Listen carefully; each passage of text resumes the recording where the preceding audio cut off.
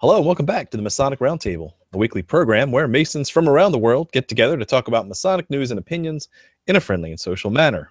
The standard disclaimer applies. The thoughts and opinions expressed here are solely the opinions of the participants and do not represent any Grand Lodge statements or positions. Make sure you keep your conversations open for the public and on the level. To interact with us, send questions and comments to our Twitter page at Mason Roundtable or on the Facebook event page for episode 182. That is the Worshipful Master. You know me, the John Ruark from the Patriot Lodge, number 1957 in Fairfax, Virginia. And I will introduce now Mike, the intern. Mike. Hi, Mike Hamburg here from Village Lodge, number 274 in Burton, Ohio. It's good to be here again tonight. Hope you all enjoy it. Thank you. Thank you. Next up, Robert Johnson. Hello, Robert Johnson, Waukegan Lodge number 78, Waukegan, Illinois. Past master there, current sitting secretary, and some other stuff. Thanks. Thank you, Robert. And last but not least, so far, Jason Richards. Hey everybody, Jason Richards here, Worshipful Master, Vacation Lodge number 16 in Clifton, Virginia for all of like 2.5 more months. But who's counting? And member of the Colonial Lodge number 1821 in Washington, D.C. All right.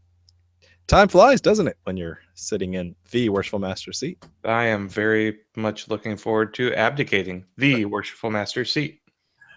It's a $10 word you had there. Let's go to Masonic news. First up, we have an item from Chris Hodap's blog. Of course. Of course. Why not? It's a good place to start. And Reddit's been slow this week. The wrap-up of the Masonic Society's 2017 conference in Lexington, Kentucky. Yes, you heard me mention that a couple weeks past, that I would be presenting some data there. And brother Chris Hodup did a great job of writing a synopsis of a 3.5-day event. You should go check that out with lots of links and lots of detail of what each presenter actually talked about. It was a really good review in the sense of capturing the essence of the festive board and some of the speakers and even a little bit of the data. So if you want to see some of that, go check that out. And we will also be sharing the longer form of the presentation. I had set up a GoPro and I thought I had charged the battery. I really did. And not only did I hit record, but like 2 minutes into my talk, beep, beep, beep, the whole battery died. So I was going to record that and then share that in a much easier way. But no, I'm going to have to record it the old-fashioned way through the computer here. And but stay tuned to that. That was going to be my big thing, was to save that data analysis for the Masonic Society. And now that that is done, and in the past, I'm going to open that up and share that data with all of you. So stay tuned for a very near future episode of TMR, all about the data. Next up, we have an item that comes from Virtue Online, the voice for global Orthodox Anglicanism. And it is detailing an event happening overseas in Welby's Masonic service at Canterbury Cathedral is at odds with a Christian faith? Question mark. This goes into a little bit of detail of the Canterbury Cathedral agreeing to hold a service of Thanksgiving to celebrate 300 years of Freemasonry after receiving a rather large £300,000 donation from the Masons for the restoration of the northwest transept in the cathedral. So they're going to have a little ceremony celebrating 300 years of Freemasonry. And of course, anytime you talk about Freemasonry and Canterbury, well, then that's going to be a very hotly debated topic. So it's really interesting just to see how this evolves. You know, you have a very nice, generous donation from the Masons to restore the cathedral, and yet even that is kind of looked down upon and brought up into the papers, as it were. We don't want your devil money. So we'll see how this goes. But again, these guys can't get a break over there, and we really take a lot of the freedoms we have as Masons in the North American continent for granted. When you can't even do something nice like donate to a cathedral before you get written up in the papes. I have to ask. I think, what would actually happen if Masons donated money to other things? Maybe what if Masons donated tons of cash to an organization that is not compatible with religion? Or what if they donate Church of Satan? Exactly. Like, why not? Like, it's not technically a religion. I just think it's funny. Like you said, there's just no catching a break for a Masonic organization. And I think, no matter what we do, it's always going to be this stupid, mythos created by Taxel. Jason outlined that fairly well several episodes back. And it's just never going to die. It's just such a shame, really. By the way, that was like 100 episodes back. Whatever. It was like 2 years ago. Yeah. And we still get hate mail for it. Yeah, we do. But you don't know the real secret. Yeah. I know. I'm not the 98th degree yet. Well, yeah. And when I correct people and tell them it's 96, and they say, "No, you're wrong. You don't even know." It's on the internet. It must be true. Including our next topic, which is something that Mike found. This came from Brother Bill Hostler's page. Let me share the screen here. About more church and Freemasonry news, to include a church that apologizes for its Illuminati themed fashion show. So the first article I saw on this was it basically said that it was a satanic themed fashion show, and then the next article I saw had changed it to Illuminati themed. So which was it? That's my question. Yes. Well, you know what? You know which one it was? It's whatever one offends you the most. Ah. Yeah, because we're going for hit count here. It was a Justin Bieber themed fashion show. Very likely. Expensive. Yes. Yeah, this is great. Did Derek Zoolander show up? Did they model off the Blue Steel all the way? The derelict collection. Anything you want to add to this, Mike, since you found this? Plenty of key neckties. Yeah. No, I just found it hysterical. I mean, it was just one of those things. I mean, the original article with them having the fashion show just made me laugh. And then now for the church to apologize that they did this, it's like, really? I mean, just because it made it public and made it very big, you now have to say, oh, we're sorry we even let these guys in. It just, Quote, Christians will be outraged. This was not necessary to do. Blasphemy. Right. We weren't behind this, though, were we? It was just some sort of random... Could be. No, we donated money to them, and yeah, they put on a fashion show. It was cool. Why not? Why not?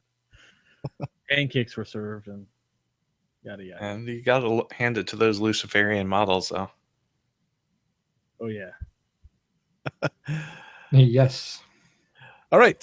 Looks like Juan may have snuck in on us. I don't know if he's... And then he snuck out. Here I am. There he is. And you hear me too, right? Welcome, Juan. Hey, it's good to be back. Thank you so much, brothers, for your extreme patience. I showed up a little bit late today. And by a little, I mean a lot late. I was picking up. That's the important thing. How are you holding up post-hurricane and all that? Doing well. It's been more stressful emotionally than anything else. My family, all my family is in Puerto Rico, except for my older sister who moved to Miami. And they're it's a bad situation down there, and we know more about what's happening down there than they know about what's happening around them, which you could imagine is very unnerving. So communication has been obliterated. There are some pockets of signal, very little electrical power just in main hospitals and things like that. But it's, there were some moments of uncertainty where we had some flash floodings in my hometown that had never flooded. And I lost contact with my family, even though after confirming that they were okay after the hurricane, this happened suddenly the night after the hurricane. And then I lost contact with them for 3 days. So I was very, very nervous, but they're all good. One of them escaped today. I picked her up from the airport. So the rest of my family's going to hate her for being on air conditioner and having warm meals, but Good. I'm glad there's progress, and our thoughts well. and prayers go out to the whole island, basically, as they recover. Okay, let's get into tonight's topic, which is the Worshipful Master, the conclusion of our 3-part series of the Officers of the Lodge. The same format will follow, in the sense of we'll go and cover the duties and responsibilities and roles of specifically the Worshipful Master, title, and all that it includes. So let's start with Robert Johnson, and tell me what some of the duties and responsibilities include for the Worshipful Master in Illinois. Well, according to our laws relating to lodges, it starts under Code 249 in the Illinois Grand Lodge Code Book. We have powers and duties of lodge officers. These are the powers of the master are to convene his lodge in special meetings whenever he may deem proper, to preside at all meetings of his lodge, to cause to be issued all notices and summonses which may be required, to appoint all the officers of the lodge whose election is not provided for in the bylaws, to appoint all committees, to fill a vacancy in any office of the term of any meeting of the lodge. So if you open or you're about to open and you don't have a junior steward or whatever, he's got to fill those positions before you open. To discharge all of the executive functions of his lodge, represent his lodge at Grand Lodge, even if not residing in the state. To require every member of the lodge present to vote upon all questions of a business character coming before the lodge, unless excused at his own request by the master or by vote of the majority of the members present. So essentially, we have a rule that says you have to vote no matter what, and he has to enforce that. He can actually ask you, why are you abstaining from voting, before he lets you go, because you're not actually allowed to be in the room if you're not going to vote. You have to retire. To perform such other acts as by ancient usages pertain to his office, which shall not contravene any of the provisions of the Constitution, bylaws, or regulations of the Grand Lodge. So basically, do your job as long as they don't contradict with Grand Lodge bylaws.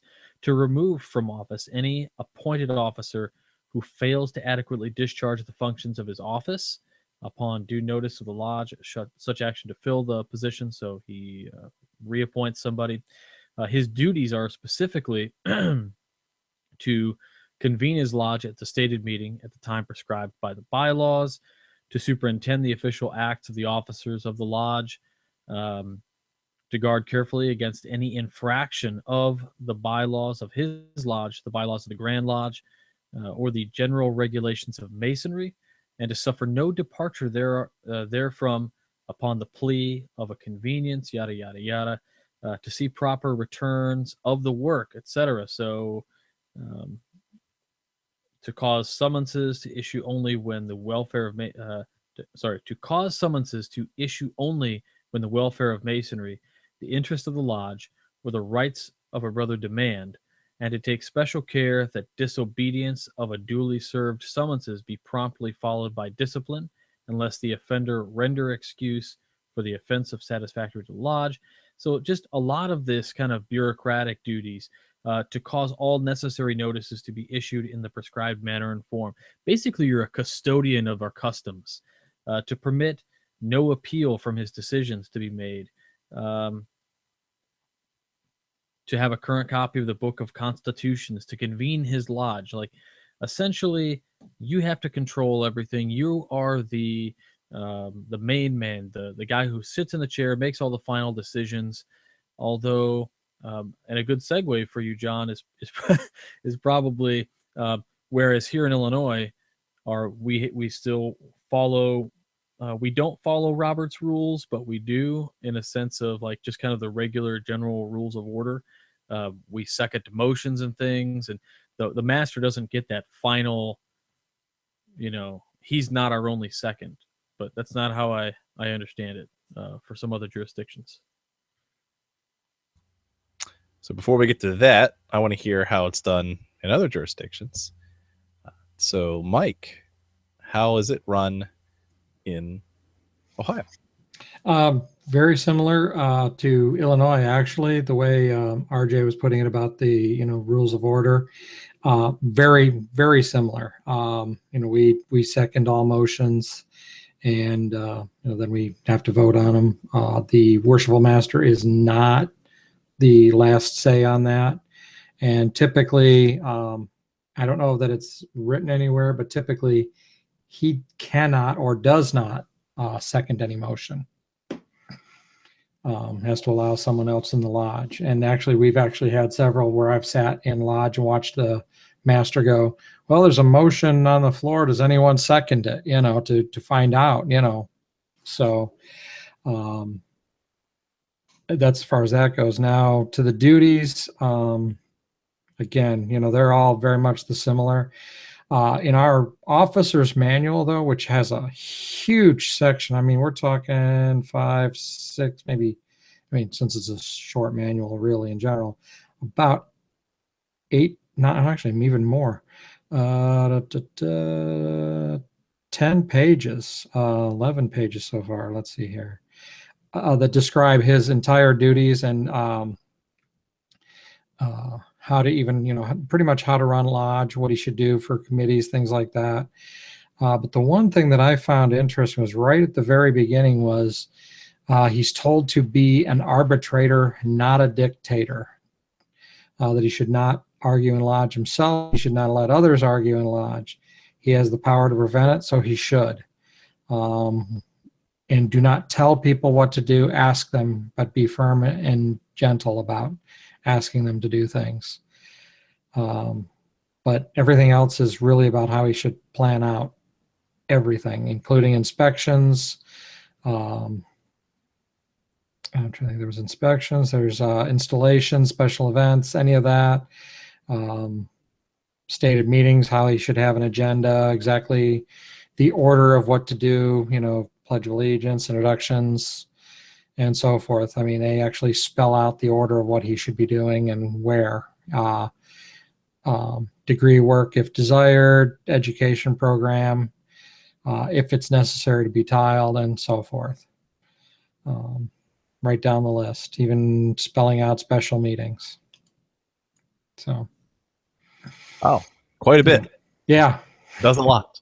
I really like that part, though, you added about the how they should be firm but gentle, and how to handle the disagreements in lodge and all that. So that's really a nice touch to add that little bit of soft-handed leadership. That's cool. Okay, Juan, do you have anything from the Florida perspective? Yes.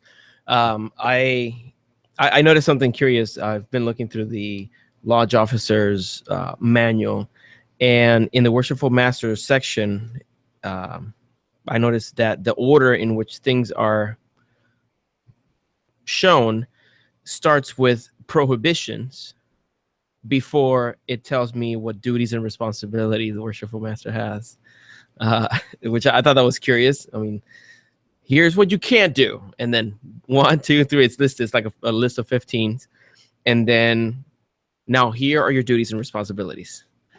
It seems like a lot of people seem to want to start their time in the East by can you hear my air conditioning? Well, that's a blessing. You're good. Okay, I'll keep it up. Among them, I wanted to point out a couple that I found interesting. The Worshipful Master cannot call a communication on Sunday, except for funerals. And the members shall not be summoned to attend divine service, nor shall they attend, if they do, in Masonic regalia. That, of course, is a discussion that has a lot to... We've had with some brothers in Lodge where we are asking, okay, well, what constitutes then Masonic regalia? What about your Masonic ring? Or what about your pin? Yeah. So, but it's too vague. It doesn't say. And then in the duties and responsibilities, there are a lot of things are very specific, but there are a few that are a little bit vague that I found a little troublesome. And there's one I wanted to highlight. It says, see that the moral law, written or unwritten, is respected and obeyed by every brother. Okay, two things come to mind with that. Number one, make sure that whomever you allow to join the officer line from the very beginning, your stewards or whomever you're putting, that they are people who you admire their moral character. Otherwise, their interpretation of the written or unwritten moral law is up to their discretion. So I think there's a lot of leeway there. That is absurd. Yeah, I don't know, man. So what if my unwritten moral law is better than your unwritten moral law? Oh yeah, Mine is even better. Moral law is only better if it's Christian. well, yes. And then it says, of course, respected and obeyed by every brother. So I thought, wow, that's super vague and forceful. But those are just two things that I wanted to point out from things that I was reading about here. But in just a couple similarities, yeah, we do. We make motions, and then someone has to second it. It can't be the Worshipful Master who does that. And I like how you phrased it. It's not the Worshipful Master's last word. Basically, the craft is who makes that decision by voting or challenging the motion. See, that's fascinating. As we're kind of alluding to how Virginia is a little bit different. Growing up in Virginia Masonry, the way that a master runs is like we've talked about in the past, which is more of a benevolent dictatorship. But before we get to that, to leave you in more suspense, let's go straight to our Methodical Digest, which is really funny because it must have been written about the same time that Robert Johnson's was, because his was in section 249. Ours in section 248, where the duties of the master of the lodge are outlined to include, conduct the business of the lodge, be a tie vote on any matter, that he shall be the second vote, that he can call special communication, provided the lodge is duly notified, and he has to have it at the place specified in the bylaws, but the time can change. Master should preside at all times when he's present.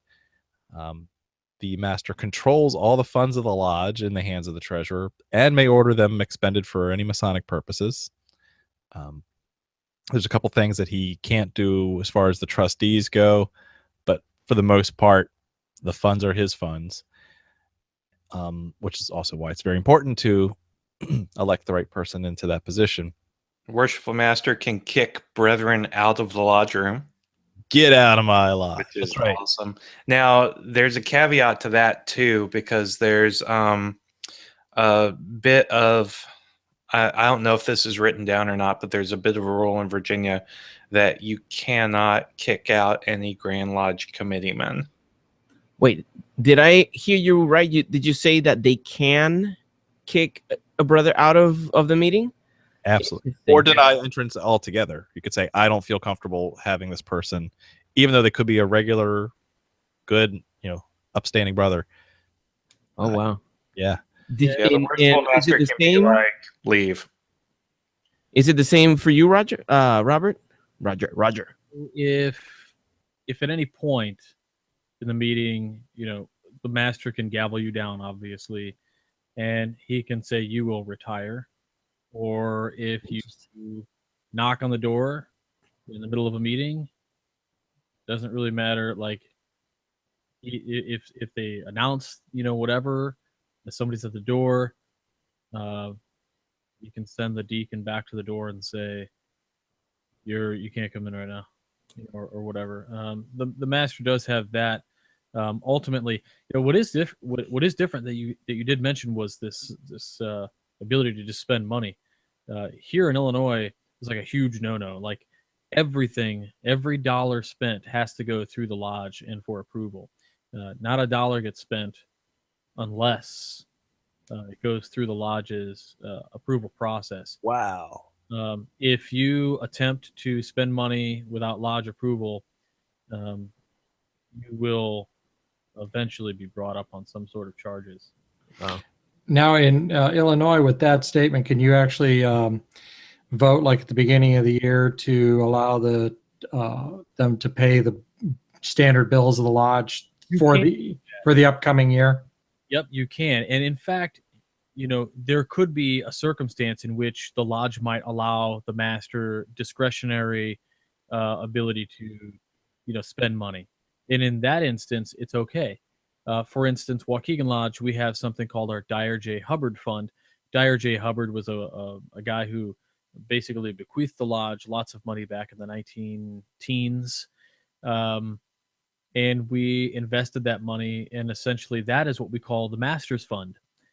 With that, he's allowed to write a check at any time for any reason and for any purpose, But only out of that fund. But only out of that fund. He doesn't have to. When that fund is dry, that's it. Well, that's the other thing, is it can never, according to a bylaw, it can never be dry. We have to continually fund it, but which is why it's invested. But the master, again, can spend out of that, doesn't have to even tell anybody he's spending it. Now, that is not a case for every lodge in Illinois. It's just Waukegan's. But yeah, like general lodge funds, every dime has to go through the lodge for approval. Wow. See, so there are some limitations on that control in Virginia. Specifically, he does not have the right to, quote, invest the funds of the lodge, to change the investments, or encumber or rent the property of the lodge of his own volition. Some of the guidance I also got that clarifies that during my year was you're not allowed to make a financial commitment of the lodge greater than your year of service, right? So you can't say we're going to have a 3-year scholarship, right? Something like that. It has to be a current year thing. And you may, if you want to do a 3-year scholarship, you basically say we're going to do it for a year and go talk to my line officers and make sure that they're good for this, to carry on this tradition, but that's entirely up to them once they get in the East. So now we get to this part here where this is really, really interesting. It's really fascinating because of the control that you can see that's different in Virginia Masonry and the duties and powers that the Worshipful Master has. We do have the benevolent dictatorship rule in Virginia Masonry, where the Master has a lot of control over those things. So specifically, when you have any motion that's brought up, we've talked about parliamentary procedure. There's a really good book that Michael Pohl wrote about the Masonic edition of the Robert's Rules of Order, and how that's done in most jurisdictions. There are a few exceptions. I think Massachusetts is one and Virginia is another, where the Master, there are no seconds of any motions. The Master, by choosing to discuss it, is automatically the second. And that is done because you're like, if the Master doesn't have total authoritarian control of the lodge, why would he wait for someone else to second a motion? He can choose, this is my lodge, I'm going to accept the motion, or I'm going to not accept the motion.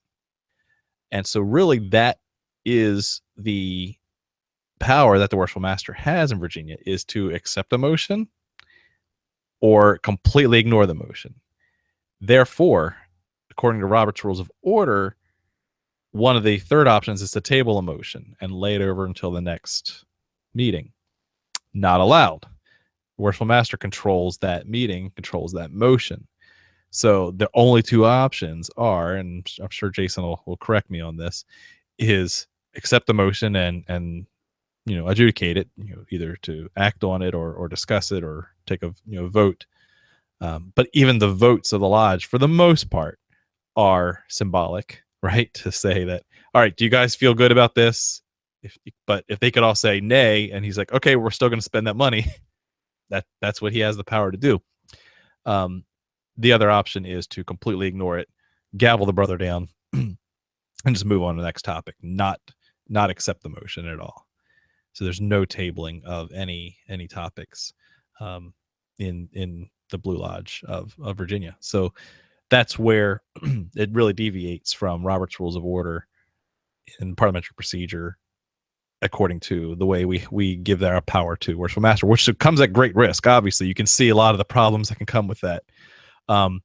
That may be or may not be a reason why progressive lines can be helpful, is that you have a couple things going for you. You have a long vetting process to get to the east, right? You're not just sticking some guy you don't know in there, and also you have strategic planning from the long run, so that way a guy can't really come in and upset too much during his year. But when he's in that seat, has the full authority to basically do what he wants.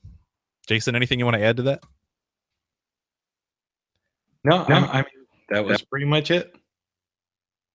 So, Jason, you could just write that check out from Acacia Lodge to John Ruark. I'll fill it out later. Just let me know what the withdrawal amount is. We're broke. We're broke. You're underwater. No, not anymore. We're actually in the black this year, but no, you aren't getting any of our money. Rats. So much for my retirement scheme. Hey, so let's talk now about, we've talked about the official duties. Let's talk about some of the expectations of how a Worshipful Master is supposed to act, where he's supposed to be, kind of these events that a Worshipful Master is supposed to go to. And let's go back around to Robert Johnson. What say you in Illinois? What are the expectations of a Worshipful Master beyond duties? Largely the expectations really are varied from jurisdiction. I shouldn't say jurisdiction, from district to district, area to area, lodge to lodge. Each lodge in the state of Illinois is dramatically different in terms of its culture, its professionalism, the type of folks who attend. And so within that, these expectations are very different from lodge to lodge. For me, our expectations, what I expect of a master of a lodge is that, in my district anyway, what I expect of them is to attend all of the lodge schools of instruction. I don't care if they stay for instruction. I expect them to be present for the meeting that I have with them as executive officers in the lodge, and I have to administer the district. I want to make sure we're all on the same page and we're having goal alignment, and that we are paying attention to district calendars and not scheduling things on top of each other, and that generally the lodges are amenable to each other. So that's what I have an expectation to, is that I expect a lodge master to be engaged, not just with his lodge, but within his district and with his local community. I expect that Masonry should come first, since you are taking that executive role. Although I'm not going to fault anybody for, obviously you have to work or whatever. But I do tend to find that the expectation should be, I would ask the question, why would you take this position if you knew you were going to do something like take another job that wouldn't allow you to come in? You're not really doing Masonry any favors at that point.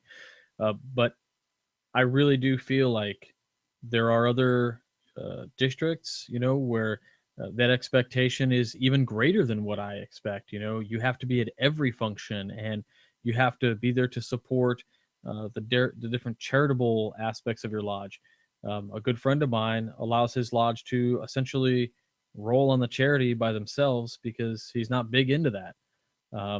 I have another friend of mine, Mike Blasius, who was on our 10 for 10 a while ago on WCY, who said he's basically a set it and forget it master. He allows the lodge to run their own thing, and that he should come in only when he's got to step in to do something. So the expectations, again, they vary. There's nothing that is concrete outside of what is given to the master at the time of his installation, which is that there's the ancient charges they kind of roll through, and they talk about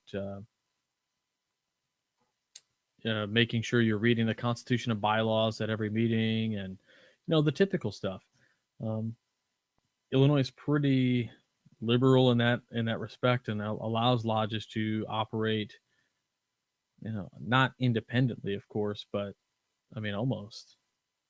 It's really nice, actually. Very cool. It allows for a lot of different flavor. Mm-hmm. All right. Mike, how is it in Ohio for the expectations of the Worshipful Master? I know you've been a Mason a few years. Yeah. But what have you seen or have other expected duties beyond just what the yeah, the only ones I'm aware of would be like the expectation to show up for the past master's convocation, which is when they earn their past master after they've just been installed as Worshipful Master. That's also a kind of an educational moment as well, because they're taught about setting up agendas, things like that. But then there's also they are expected to attend Grand Lodge, but of course, if they want, they can also sign a proxy and let someone else attend, as long as it's an elected officer or past master. Those are actually some of the stuff I found in the handbook here. But other than that, there's really not much that spells out their expectations.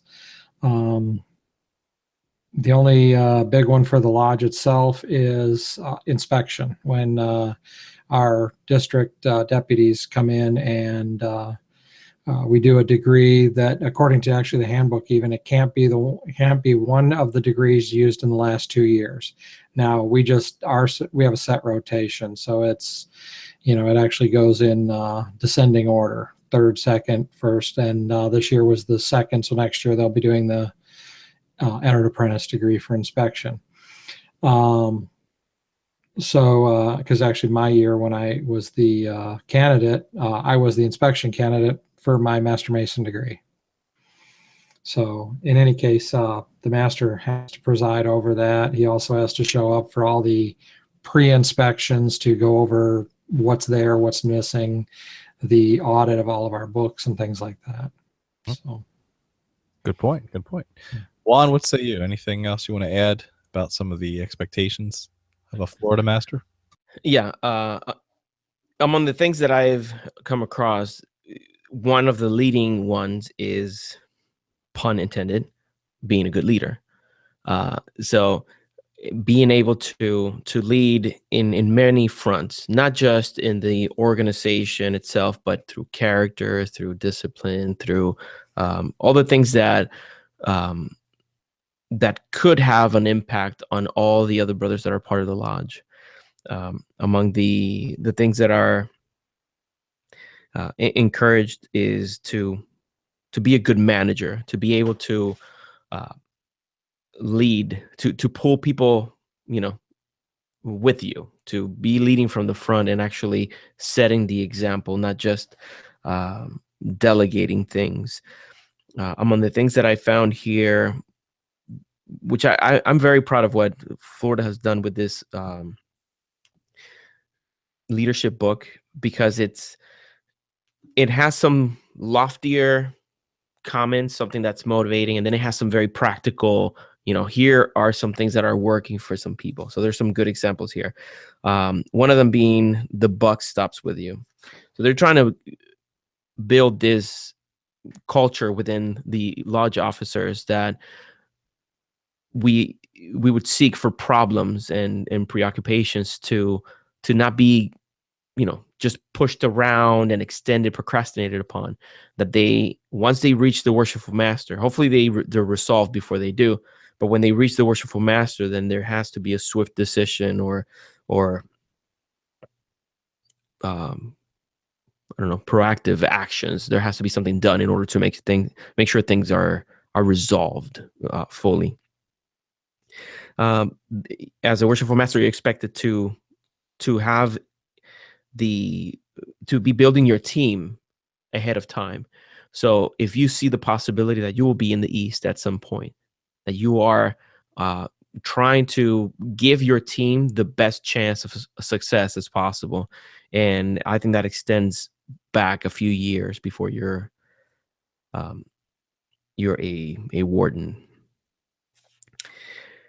Delegation is another of the things that is listed here. And this one, I think it's very important. Follow up and follow through. We often have very good ideas, and we have good intentioned projects in mind that could have a positive impact on the lodge. We might want to make changes to the way things are done and try to implement new procedures, but it's worthless if we don't follow through and see it through completion.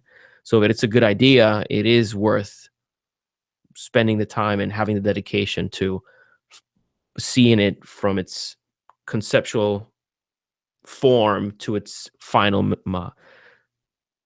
materialización. I say that in Spanish for you, and you understand. Está muy bien. Okay, let's given the time, let's hop over to social media and see what conversations are going on there. Jason, what have you seen? All right, we've got some great stuff from our friends over in Masonic Memes, of course. And for some reason, it's making me approve like absolutely every post that someone tries to make. But starting with Masonic Memes, of course, introducing them. They, of course, need no introduction. But we've got the East. Do you volunteer or are you voluntold? It's a good question. I'm looking forward to being out of the East. Here's Robert Johnson. He says rude things, but Masonically, and he doesn't like Photoshop shirts. By the way, a little bit of trivia. That's the Tyler's chair of the House of the Temple. And I love that. I love that. Yeah, from our good a friend at What is a Mason. Oh, so good. I am the worshipful master of Freemasonrydom, and I shall rule thee throughout the 9 lives of calamity. From Greg Martin. I have to say the memes have been on fleek tonight, guys. Where are you guys on Reddit? Like, it's Masonic Meme Monday. Come on. Right. Where are they? Tuesday. It's Tuesday now. Never mind. Yeah. There weren't that many yesterday, so that's okay. Yeah, they all brought their A game tonight. Good. For this episode. Right here. So we've got brother Anthony Walsh, who says Grand Lodge of New York Masters expectations are to attend all installations of the new masters in the district. Wow. They're to lead by example, to confer the Master Mason's degree, to support the constitutions and bylaws. They are to take the Road to the East program, the Masonic development course, and be fluent in ritual, mostly open and close without prompting, and attend the Grand Lodge annual communication. Good stuff. Can't argue with that. I'm still not a fan of the expectation to go all around, like travel all around the district to go all the same things. I would ask you to look at, I think the root the root goal of that is to essentially get to know the brothers in your district and to be a greater fraternity. But I see what you're going with that. Like, well, you just don't like rules. You're libertarian. So. Yeah, you see, that's what it's got to be from. Because basically, if you're doing all the right things anyway, then the expectation that you need to go to all these things, and you're kind of like, well, someone didn't show up to this one. You're kind of having that expectation that like you're going to be kind of accounted for if you're not there. It's kind of the same thing. I think we've talked about it earlier. We have a thing in Virginia called the Hillman Award. And if you do all the stuff the lodge is supposed to do, it's easy to get. But the fact... No, it's not. I know. No, you are dumbing it down. I didn't get it my year because of a technicality, but I'm not going to argue about that. But I'm going to say that it seems like an artificial, hey, let's go for that. Well, okay, how about you just be a good Mason and you actually travel and do the right thing in the first place, and then hey, if that works out for you, even better. You're making the argument that you're devaluing the good works by mandating the good works. Oh, exactly. Correct. No, it's everything a lodge should be doing anyway, with a couple little like Grandmaster pet projects thrown in there, which is one of the reasons why I'm not entirely sure that Acacia is going to get it this year. That's simply the Illinois Grandmasters Award of Excellence. I mean, if you follow that, it's a perfect annual plan. You should do that stuff anyway. And if you do it, you get the Grandmasters Award of Excellence. Yet nobody fills out the paperwork, whether they just don't know about the program, which is ignorant. But largely, I get the other side of this, which brings me back to John's point, which is why should we fill this out? We do this stuff anyway. We don't need recognition for this. But the Grand Lodge is wanting to recognize you for these things. They want to give you some props, but it's just a weird dynamic. But shouldn't it be like awards? It's like someone else has to nominate you and say, you know what, these folks over here, they're doing it right. And then they write your name in, as opposed to you saying, oh, look at me, I'm so awesome. Give me candy, That's a problem in my lodge particularly. Don't take candy from a Freemason. Never. Ever. Funny story about that. Our Scottish Rite Valley is holding a trick-or-treating event on the 28th. And trick-or-treat out of the trunk. Trick-or-treat trunk is what it's called or something. And I'm like, that's not Trick-or-trunk? Yeah. I don't know, but it's really Trunk or treat. Come on. We get that. We get that around here. It's called trick or trunk. So you deliver candy, like you drive around and giving candy from the trunk? Teaching kids to go into the back of strangers' cars for candy. Okay. In a parking lot. Yeah. But it's cool because we're Masons. And Freemasons on top of that. That's right. Great. Now we know what Masonic News is going to be in November. Yes, it's a trick. Get in the trunk. But what you should do, though, to make it a really worthwhile effort is you combine it with those, the chip project where you, what is it?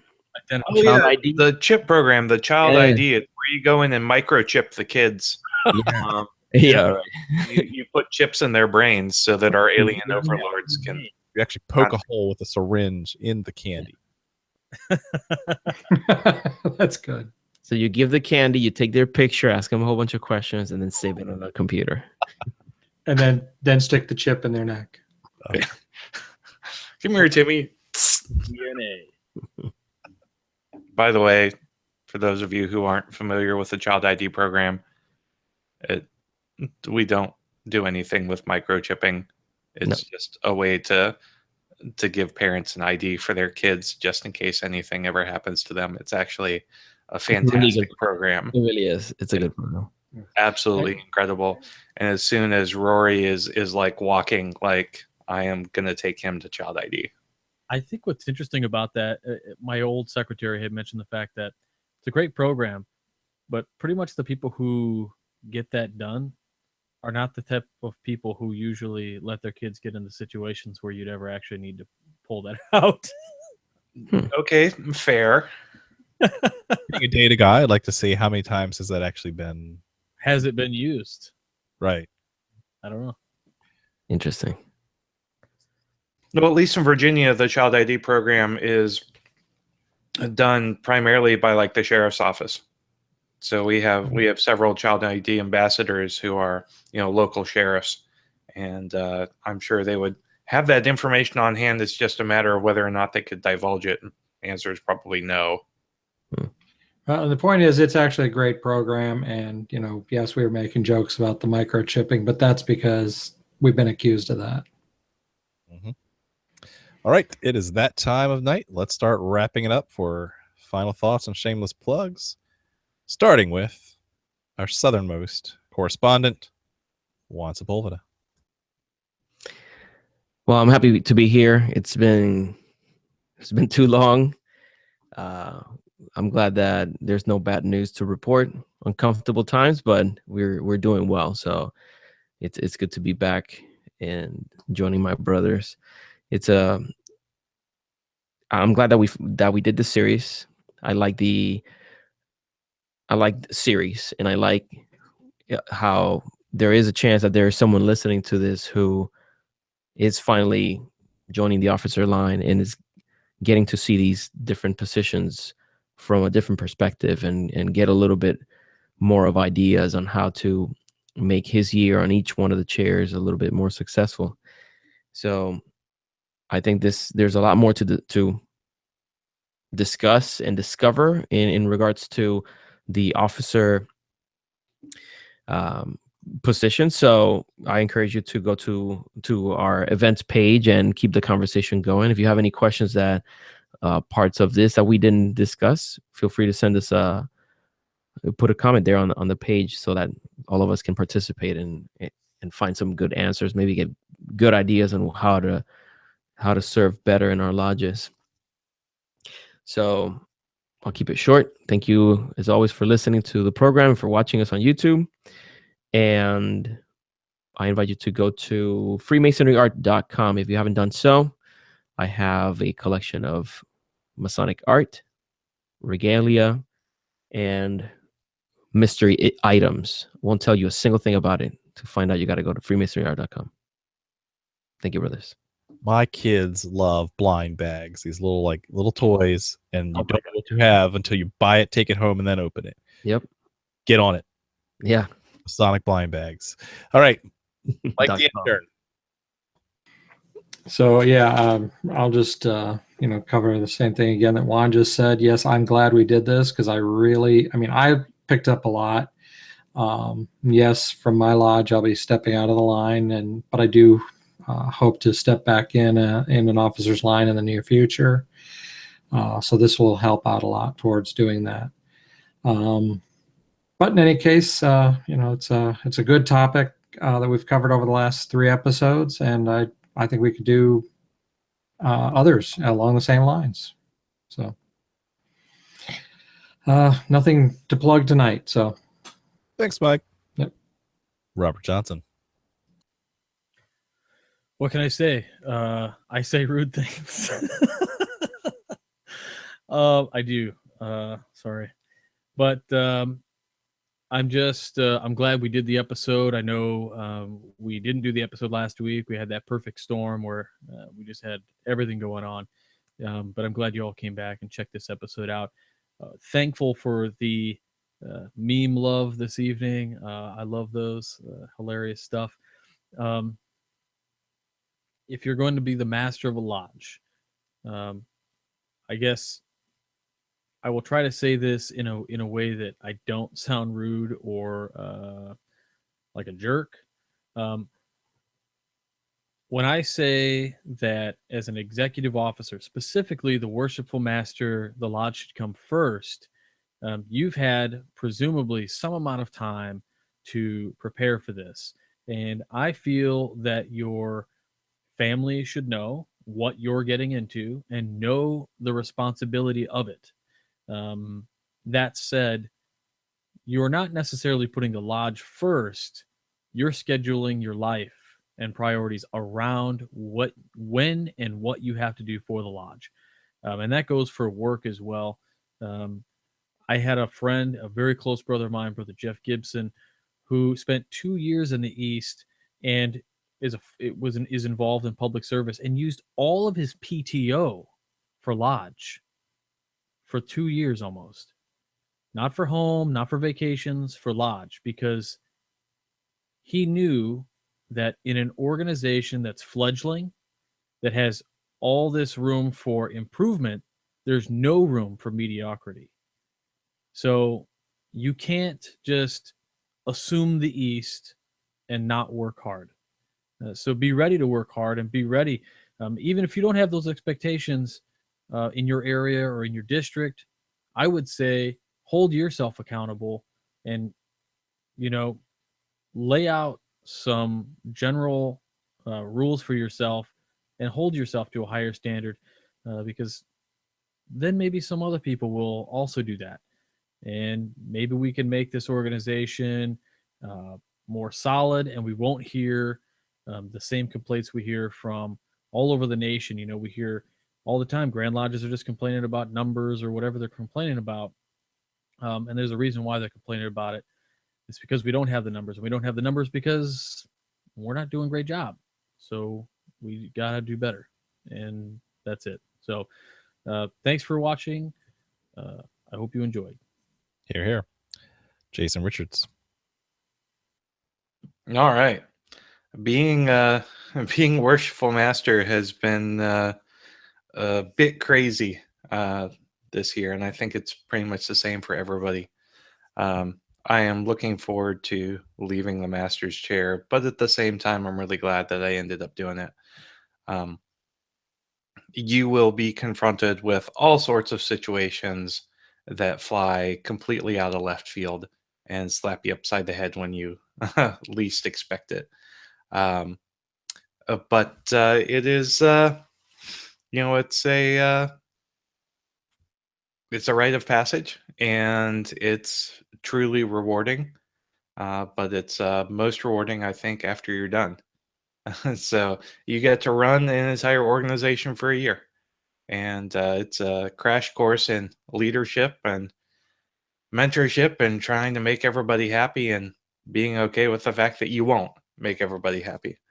But it's a good experience, and if it's something that appeals to you and you want to really take the reins of the fraternity, at least at the micro level, then I think it's something that is definitely worthwhile doing. So for me, I am going to be in Carrollton, Ohio on Monday, giving my Noahkite lecture to Carroll Lodge.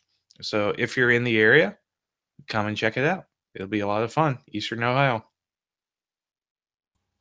Very cool. Thank you, Worshipful Master. All right. Final thoughts here. Been a great episode, and glad to have the whole team back together. For my final thoughts, I'm going to read an excerpt from the charge given to the Worshipful Master in the Grand Lodge of Virginia, which says, "Your duties as a Worshipful Master require you to be a good man, a true man, who obeys the moral law, a peaceful citizen who is not concerned with or in conspiracies or plots against the government. You must agree to respect civil magistrates, work, live, and act diligently, creditably, and honorably. You must hold in veneration the rulers and patrons of Masonry, avoid piques and quarrels, and guard against intemperance and excess. Be courteous to your brethren and faithful to your lodge. You are to genuinely respect all brethren, agree to promote the general good of society, the better virtues, and spread the knowledge of the art of Masonry."